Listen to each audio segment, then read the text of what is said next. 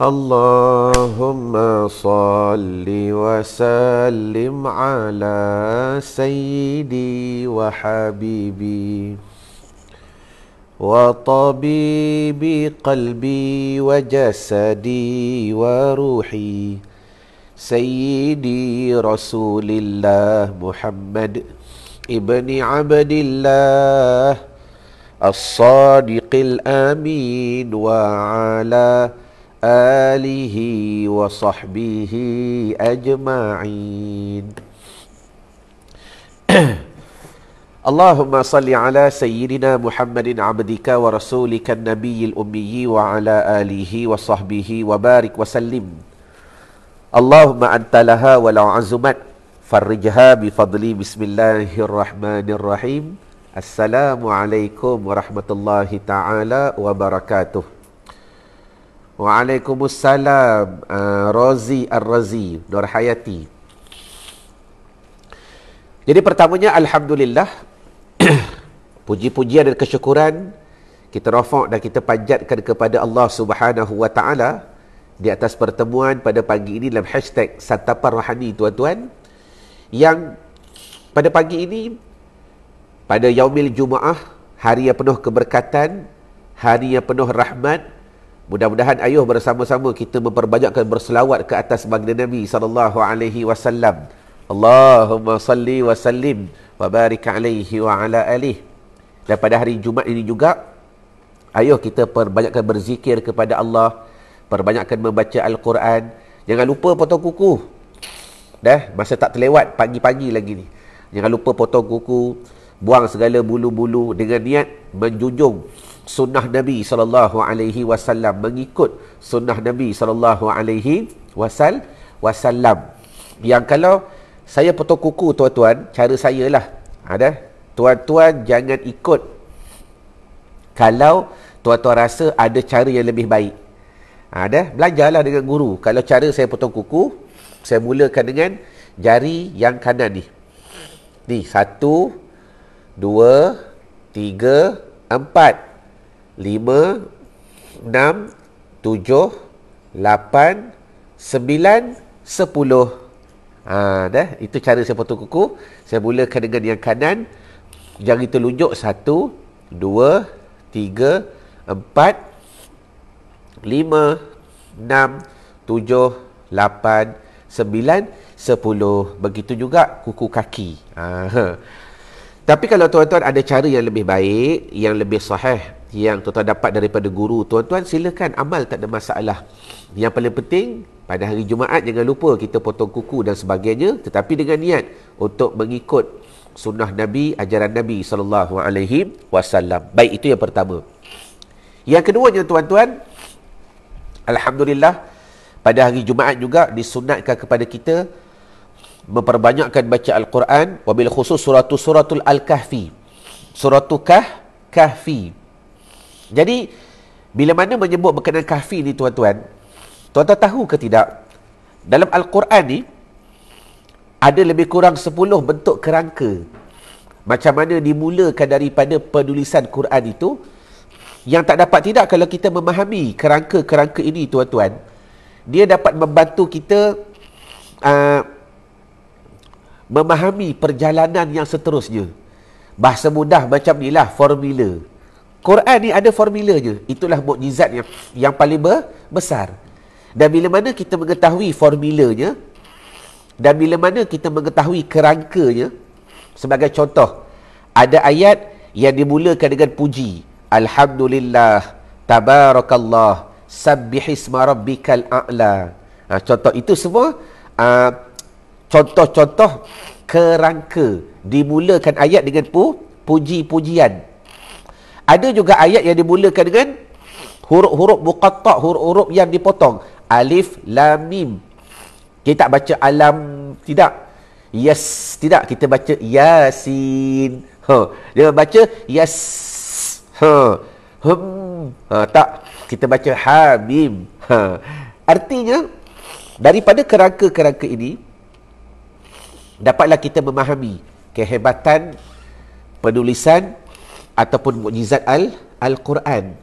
Yang kadang-kadang tuan-tuan sebut berkenaan Al-Quran ni, bila kita mengaji makin lama, belajar makin banyak, pada hakikatnya banyak lagi benda kita tak tahu. Betul ke betul? Kita ada Rahaya Ramli, tak nampak nama dia. Ada Rahaya Ramli pada pagi ini. Dan kita ada Muhammad Yusri, Aywah. Betul, Muhammad Yusri Ibrahim. Jadi artinya bila mana kita makin belajar, makin mengaji, kadang-kadang dengan proses yang kita lalui itu, banyak lagi benda yang kita tak tahu. Sebab tu kenapa kami committed minggu depan kami nak buat satu daurah tuan-tuan. Yang paling committed ialah saya lah. Seronok kita nak belajar ilmu-ilmu yang baharu, rahsia-rahsia daripada Al-Quran. Antaranya benda kita akan bincangkan minggu depan ialah ni 10 kerangka-kerangka bagaimana Al-Quran itu dimulakan penulisannya. Sebagai contoh lah, saya bagi contoh mudah. Kalau surat rasmi, macam mana kerangka dia? Kita mulakan surat tu macam mana? Mulakan dengan tajuk ke? Waalaikumsalam, Mahani Yaakob. Dah? Kalau surat yang tak rasmi, kita mulakan ayat dia macam mana? Ada ke tidak kaedahnya? Ada ke tidak peraturannya? Kalau surat cinta, contoh, kita mulakan dengan bunga ke? Mulakan dengan bedak ke, contoh. Dah? Kalau surat rasmi tak boleh berbedak tuan-tuan. Tapi kalau surat cinta kita boleh berbedak. Apa lagi? Surat saman, contoh. Macam mana cara penulisan dia? Apa lagi? Surat apa lagi surat, jenis contoh surat? Dah? Surat minta hutang, contoh. Dah, waalaikumsalam. Aqil. Jadi maknanya dari situ kita dapat melihat setiap surat itu cara penulisannya, cara permulaannya berbeza. Dan kenapa berbeza? Sebab dia menunjukkan kepada satu isyarat. Kalau penulisan macam ni, isyaratnya ini surat rasmi. Yang ni surat apa tu? Tak rasmi. Surat pajak contoh, lain pula. Surat pajak nampak nombor je lah. Jadi bermakna tuan-tuan dah boleh bayang, setiap surat itu tujuannya berbeza, cara penulisannya berbeza, cara formatnya pun berbeza, dan kesannya pun berbeza. Artinya, cuba kalau surat rasmi, contoh, kita gunakan format surat biasa. Kita nak apply lah something dekat jabatan kerajaan, kan? Kita guna surat biasa. Mulakan dengan ayat Assalamualaikum bro. Ada. Kan? Lepas tu kita tulislah pelbagai-bagai cara kita tulis. Jadi bermakna walaupun niat kita betul, tetapi dengan cara penulisan tuan-tuan yang salah, dengan kepahaman yang salah, teknik yang salah, akhir sekali tak sampai kepada maksud. Itu yang hamba nak bagi faham. Jadi mukjizat Al-Quran tu best, besar sangat. Cuma kadang-kadang ialah kita sibuk dengan belajar, sibuk dengan mengaji, tak sempat nak mengkaji. Dan bila mana sebut mengkaji pun, ya aqib. Bila sebut mengkaji pun kadang-kadang kita bukan ahli. Bila kita bukan ahli, tuan-tuan tak sampai juga kepada maksud yang sebenar. Jadi pada pagi ini, sebelum tuan-tuan belajar dengan lebih detail bersama Al-Mu'allim wal-Mukarram Al-Syekh Dr. Samsul bin Muhammad Nur Al-Syafi'i Al-Khalidi Al-Naqsyabandi Al-Malizi. Yang kita akan bersama dengan beliau pada hari Selasa dengan Rabu nanti. Malam je. Siang bekerja lah. Kerja, cari rezeki tuan-tuan. Malam istirahat untuk kita belajar. Ni antara benda-benda yang kita akan belajar nanti, yang saya semak PDF. Saya ulang balik. Asalnya ada buku. Tapi Dr. Samsul tak sempat nak print buku. Sebab sekarang ni, sebab kami pun tuan-tuan dalam proses buat buku. Antara yang melewatkan ialah PDP. Setakat ISBN tu yang belakang yang ada line-line tu dipanggil ISBN. Yang tu tuan-tuan pagi apply, tengah hari dah lulus. Tapi kalau PDP ni kadang-kadang makan masa sebulan, kadang-kadang makan masa 2 bulan. Dipanggil penkatalogan. Penkatalogan. Itu yang lambat tu. Kami pun dah siap beberapa buku, tapi bila PDP tu tak dapat, tak boleh nak print out buku. Jadi Dr. Samsul minta ampun, minta maaf. Sebab asalnya kami nak cetak buku nak bagi tuan-tuan. Tetapi bila keadaan tak mengizinkan. Setakat itu takdir Allah Ta'ala buat masa ini, jadi kita terpaksa bagi PDF. Jelas. Jadi bila bagi PDF, kita boleh buat daurah dengan price yang murah, harga yang berpatutan untuk tuan-tuan belajar. Jadi saya tertarik tuan-tuan bila saya belik PDF yang telah disediakan oleh Dr. Samsul. Asalnya buku. Antara benda kita akan belajar nanti adalah terdapat 10 bentuk kerangka dalam memahami surah-surah dalam Al-Quran. Bermakna Al-Quran ni ada 114 surah, tetapi terdapat 10 kerangka. Hari ni dengar dulu. Sementara tuan-tuan like dan share dan tag nama orang yang anda sayang. Nanti waktu daurah nanti, tuan-tuan akan dengar lagi sekali. Sebab tu saya seronok berkongsi, supaya hari tu dah dengar dah. Dengar kali kedua, dia akan lebih padat dan lebih faham. Yang pertama, tulis di ruangan komen. Surah-surah, ada surah yang dimulakan dengan puji-pujian. Dah. Pertama, kerangka yang pertama, ada surah-surah dimulakan dengan puji-pujian. Contoh, Alhamdu. Alhamdu tu puji. Semuanya ada berapa surah? Ada 14 surah. Ada 14 surah. Contoh lain, Tabarakallah. Tabarakallah, Maha Suci Allah. Norani Nasir, bonda dah keluar dah PDF dia. Nanti admin akan bagi hari ni. Boleh, insyaAllah. Kami boleh bagi cepat. Siapa yang dah daftar, tak ada masalah. Nanti boleh print out. Dah. Yang kedua, dimulakan dengan contoh yang kedua, Tabarakallah. Contoh yang ketiga, Sabbihis marabbikal a'la. Sabbahalillahi ma fis sama. Contoh. Jadi, kerangka yang pertama, cara Allah Ta'ala menurunkan Al-Quran, menulis Al-Quran itu, pertama dengan puji-pujian. Dan tak dapat tidak dimulakan suratul Fatihah dengan puji-pujian. Alhamdulillah. Itu kerangka yang pertama. Baik. Kerangka yang kedua, boleh tulis di ruangan komen. Ada surah yang bermula dengan huruf-huruf muqatta'ah. Huruf yang dipotong, tetapi dia bersambung, tetapi baca dalam keadaan terpotong. Contoh, Alif Lam Mim. Dan huruf tu terpotong tetapi bersambung. Kita tak baca alif lam mim, Yasin. Maka semuanya ada berapa surah? Terdapat 29 surah yang dimulakan dengan huruf-huruf yang terpotong dan dibaca dengan nisbah huruf. Dibaca dengan nisbah huruf. Rahasianya biar Dr. Samsul cerita nanti. Yang tu saya simpan dulu. Cuba kita cerita kerangka supaya kita dapat tahu, ada 29 surah. 29 surah yang dimulakan dengan huruf-huruf yang muqatta'ah, yang dipotong. Nanti kita bacalah Hamim, Sad, Kaf, Ha, Ya, Ain, Sad. Apakah rahasianya? Yang ni best.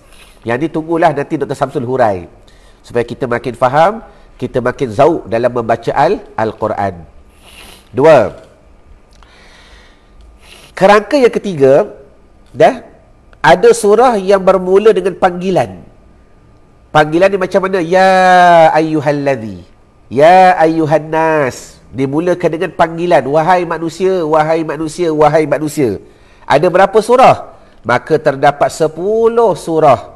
Contoh surah An-Nisa, surah Al-Ma'idah, Al-Hajj. Semuanya ada berapa? Ada 29 surah. Ada 10 surah yang dimulakan dengan panggilan. Panggil.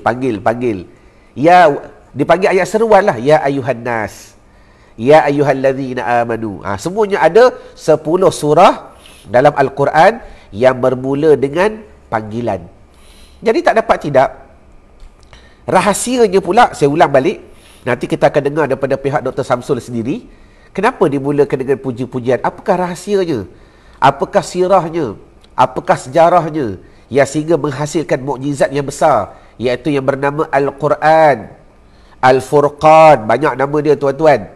Tetapi yang kita nak rasa best ialah bila kita baca je ya ayyuhallazina amanu, contoh, kan? Apa perasaan yang hadir ketika itu? Itu yang kita nak. Itu yang kita nak. Sebab tu daurah pada kali ini dia something best, sebab dia menukilkan, membawakan kepada kita untuk kita memahami sinopsis, ringkasan-ringkasan daripada cerita-cerita surah itu. Maka dimulakan dengan kerangka.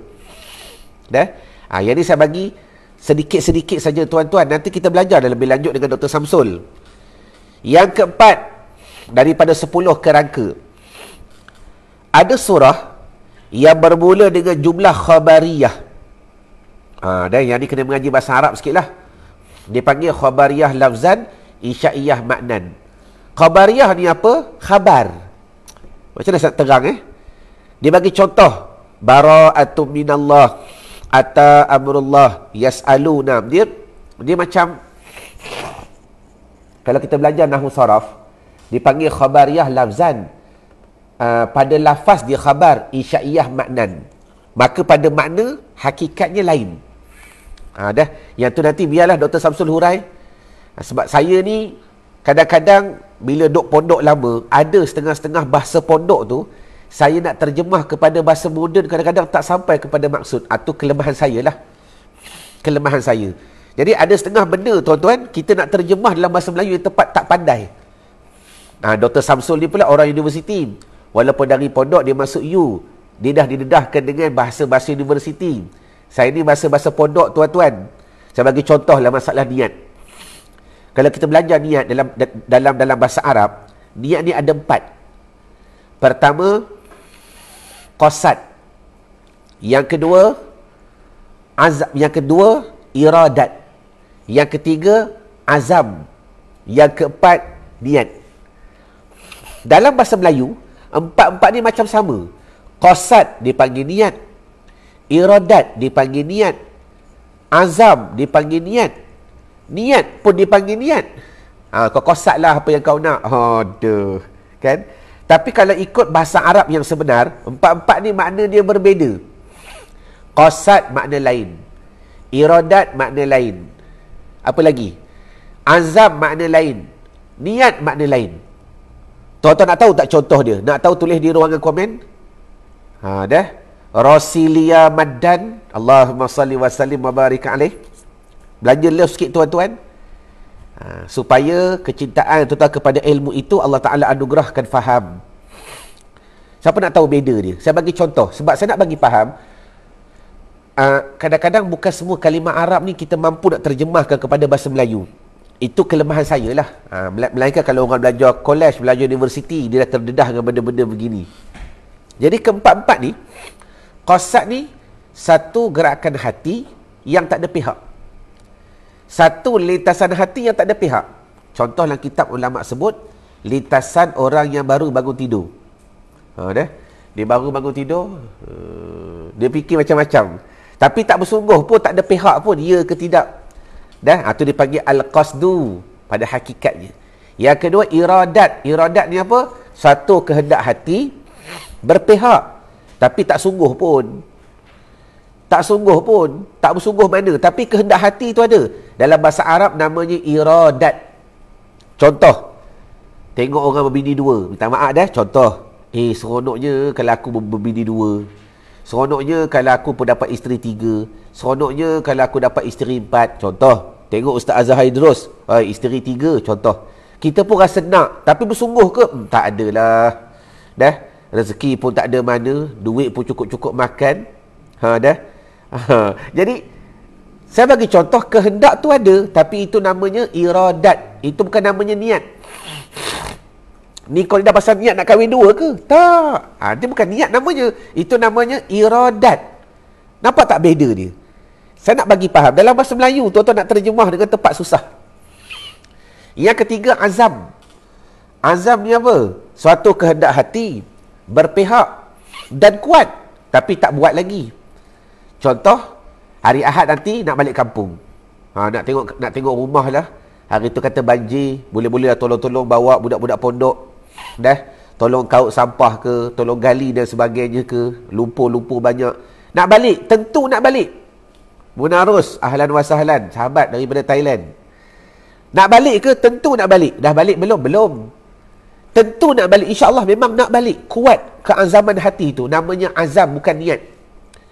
Belum nama niat lagi. Nampak tak beza dia? Niat, iradat. Yang ketiga, azam. Yang keempat namanya niat. Satu pun susah nak menjawab. Allahumma salli wa sallim wa barik alaih. Yang keempat namanya niat. Apa niat? Suatu lintasan hati berpihak dan kuat sehingga dilakukan. Sampai dia buat. Contoh sembahyang. Waktu bila dia niat? Ketika takbir. Allah. Waktu mula-mula solat namanya takbir. Allah dimasukkan niat. Ni namanya niat. Jelas. Tu contoh. Jadi sama juga tuan-tuan. Yang keempat, antara mukjizat Al-Quran direka dengan 10 kerangka dalam penulisan. Antaranya apa? Khabariyah. Dah. Nanti belajarlah lebih lanjut dengan Dr. Samsul nanti. Buat pula secara Zoom. Tak faham, tanya je. Tak ada masalah. Yang kelima, tulis. Ada pula surah yang bermula dengan huruf. Dah? Yang bermula dengan huruf. Sama ada huruf qasam, huruf sumpah. Dah? Ataupun huruf adat. Contoh, ada bermula dengan wa, ada bermula dengan ba. Terdapat lebih kurang 15 surah dalam Al-Quran yang dimulakan dengan huruf. Nanti gunakan tuan-tuan waktu yang sebaiknya, waktu tuan-tuan mengaji dengan Dr. Samsul nanti, daurah selama 2 malam, tanyalah apa rahsianya. Sebab kadang-kadang macam ni, sebagai penyampai, bila kadang-kadang, sebab mereka ni bercakap kadang-kadang dengan ilham. Mana yang Allah Ta'ala ilhamkan, dia bercakap. Mana yang Tuhan tak ilhamkan, dia tak bercakap lah, dia lupa. Maka tanyalah, doktor, ni apa rahsia-rahsia ni? Dah. Supaya bila kita bertanya, dia boleh jawab. Jadi, itu cara penulisan yang kelima. Yang keenam daripada 10. Ada surah-surah pula yang bermula dengan adat ataupun huruf syarat. Seperti Iza. Ada 7 surah. Iza ja, contoh kan. Apa lagi? Iza zulzilatil. Ada 7 surah yang bermula dengan Iza. Apa rahsianya? Biar doktor sendiri yang huraikan. Saya tukang memulakan bicara. Baik. Yang ketujuh daripada 10 cara penulisan Al-Quran, ada surah yang dimulakan dengan perintah. Dah? Ada 6 surah. Suratul Jin, Al-Alaq, Al-Ikhlas. Perintah ni macam mana? Qul a'udzu birabbin nas. Katakan oleh engkau, perintah. Qul a'udzu birabbil falaq. Katakan oleh engkau, perintah. Iqra, bacalah oleh engkau. Dipanggil ayat perintah. Dimulakan surah itu dengan ayat perintah. Apa rahsianya? Tuan-tuan, mesti ada rahsia. Sebab tu saya kata, saya buat contoh gaya penulisan surat. Bila surat rasmi, cara penulisannya berbeza. Surat tak rasmi, cara tulisnya berbeza. Surat cinta, cara tulisnya berbeza. Surat minta hutang, cara tulisnya berbeza. Surat nak minta cuti, cara tulisnya berbeza. Surat kita dekat pajak gadai, cara tulisnya berbeza. Jadi, setiap cara penulisan ni ada rahsianya. Kan? Dan ada sebabnya. Yang penting ada sebab. Sama juga Al-Quran, tak kala tak ada sebab. Likulli syai'in sababun. Tiap-tiap sesuatu itu ada sebabnya. Allahumma salli wa sallim wa barik alaih. Maka sebab apa dimulakan 6 surah dengan ayat perintah? Ayat perintah ni fi'il amar lah. Qul, katakan oleh engkau ya Muhammad, a'udzu birabbin nas, aku berlindung dengan Tuhan bagi segala manusia. Iqra bismi rabbikal ladzi khalaq, bacalah oleh engkau wahai Muhammad.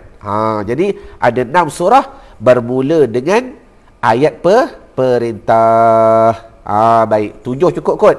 Lagi 3 tuan-tuan. Kalau tuan-tuan nak tahu lebih lanjut, insya-Allah bersama dengan kami dalam daurah 114 surah daripada Al-Quran yang akan dibawakan khas oleh Al-Mu'allim wal-Mukarram Dr. Samsul bin Muhammad Nur, yang pakar dalam menghuraikan perkara-perkara begini.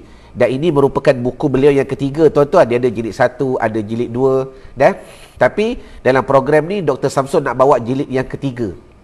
Yang baru je disiapkan. Cuma saya ulang balik bagi tuan-tuan yang baru masuk live, buku ni tak sempat di print out lagi. Sebab saya tahu sebabnya. Sebab saya pun tengah buat buku, ada beberapa perkara macam PDP ni lambat sikit. Lambat kadang sebulan 2 bulan baru dapat PDP ni, pengkatalogan ni tuan-tuan. Jadi program nak berjalan. Jadi kami terpaksa beri PDF dulu. Jadi dengan RM RM30, belajarlah bersama keluarga. Dan ada 3 lagi tuan-tuan, yang tu saya simpanlah ketika program daurah nanti. Belajar apakah 10 cara penulisan Al-Quran, cara dimulakan Al-Quran. Ada 10 yang dikatakan kerangka-kerangka dalam nak memahami cara penulisan dan apakah rahsianya.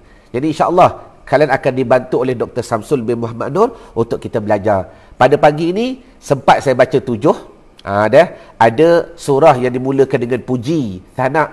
Ada surah yang dimulakan dengan huruf yang terpotong. Walaupun tulisannya bersambung tapi bacaannya muqatta'ah. Alif, lam, mim, yasin. Lepas tu ada surah yang bermula dengan panggilan. Ya ayyuhalladzi, ya ayyuhan nas. Ada surah yang bermula dengan khabariyah, khabar. Khabar.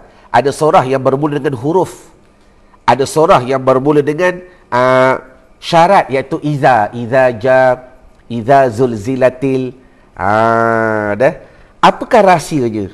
Apakah yang terdapat di sebalik gaya penulisan dan kerangka begini? InsyaAllah akan dikhabarkan, akan disambung dengan lebih lanjut oleh Dr. Samsul dalam program daurah nanti tuan-tuan. Jadi saya suka kalau tuan-tuan dapat bersama dengan kami dalam program daurah yang akan berlangsung pada hari Selasa dan hari Rabu, pukul 8 sampai 10 malam. Jadi tuan-tuan balik kerja, istirahat dulu, bagi makan anak-anak dan sebagainya. Kemudian lepas maghrib, bawa anak-anak dekat televisyen. Connectkan laptop tuan-tuan dengan televisyen. Kita gunakan perkara itu untuk akhirat. Semua benda ni boleh jadi akhirat kalau kita pandai menggunakan ia sebagaimana niat kita, sebagaimana syaratnya dan sebagaimana tujuannya. InsyaAllah semua benda boleh jadi akhirat. Sebab tu kami seronok, kami committed. Kenapa kami suka buat program online? Sebab kami nak tuan-tuan belajar bersama keluarga. Itu sahaja. Cabaran kalau nak pergi kuliah di surau masjid, anak-anak tak bawa dah. Dengan SOP-nya, dengan jumlah yang diketatkan lagi. Contoh, kalau dulu kita bawa, saya tahu tuan bawa anak tuan-tuan pergi surau masjid.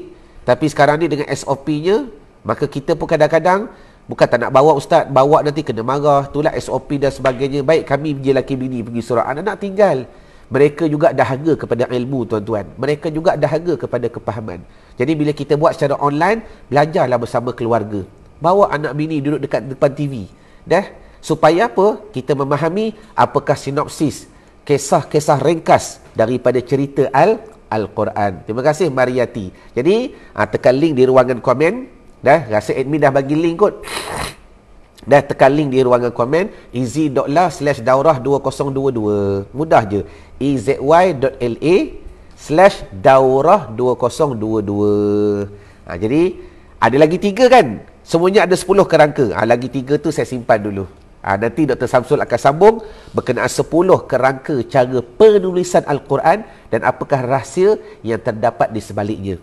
Jelas ke jelas? Okey. Jadi saya rasa madai dahulu pertemuan kita pada pagi ini dalam hashtag Santapan Rohani. Ma'assalamah wa liqa. Assalamualaikum warahmatullahi wabarakatuh. Wallahu a'lam.